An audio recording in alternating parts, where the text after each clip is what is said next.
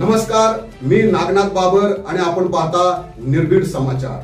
पालघर जिल्ह्यातील केळवे येथील राऊत रेसिडेन्सी या रिसॉर्टमध्ये शुक्रवारी 30 मे रोजी दुपारी 12:30 वाजताच्या सुमारास गोळीबार झाल्याची एक धक्कादायक घटना समोर आली। बोईसर येथील 17 वर्षीय अल्पवयीन मुलगी आणि तिचा प्रियकर 18 वर्षीय दिनेश धोडे याच्यासह रिसॉर्टमध्ये आली होती। त्यानंतर हा गोळीबार झाला होता आणि गोळी त्या मुलीच्या मानेला लागली होती। त्यानंतर त्या मुलीला जखमी अवस्थेत तातडीने माहीम येथील प्राथमिक आरोग्य केंद्रात नेण्यात आले।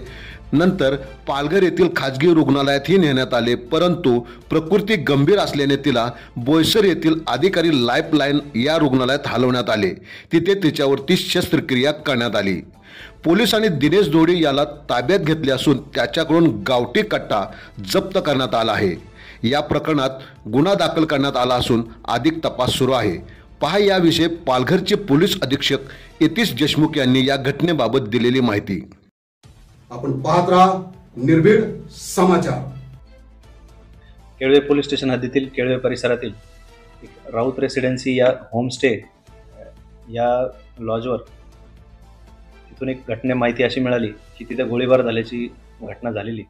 त्वरित police station in-charge Kelva PS यांनी त्वरित तिथे घटनास्थळी धाव घेतली। घटनास्थळी आम्हाला एक तरुण मुलगा 18 वर्ष 6 महिने वयाचा एक मुलगा, एक अल्पवयीन मुलगी 17 वर्षाची, तिला गंभीर जखम होऊन रक्तस्राव झाल्याचे दिसले।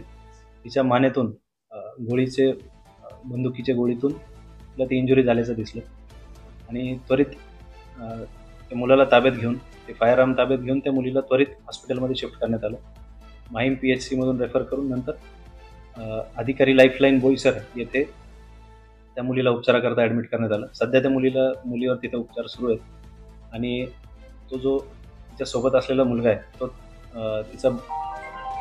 तिचा मित्र असल्याचे समजते, प्रियकर असल्याचे समजते आणि त्याच्याकडे ते अवैध शस्त्र कट्टा सदृश एक अवैध शस्त्र त्याने बाळगलेलं सोबत होतं आणि ते शस्त्र ते सोबत तिथं रूममध्ये असताना शस्त्र हाताळत असताना ॲक्सिडेंटल फायर झालेला असा प्राथमिक अंदाज बांधण्यात येतो आणि मुलीची ट्रीटमेंट सध्या अधिकारी लाईफलाईन येथे सुरू असून आरोपीची सखोल चौकशी करून हा गुन्ह्याचा तपास करण्यात येत आहे। सर, मुलगी अल्पवयीन असताना त्यांना रूम कसं देण्यात आलं त्याच्यासाठी त्याची पण चौकशी आम्ही जी काही राऊत रेसिडेन्सीचे मालक आहेत त्यांच्याकडे कसून चौकशी करण्यात येईल आणि जे काही त्यामध्ये त्यांचे काही आरोपी असतील, दोषी असतील तर त्यांच्यावर कडक कारवाई करण्यात येईल। सर, आरोपीची जी बंदूक होती ती कुठली होती?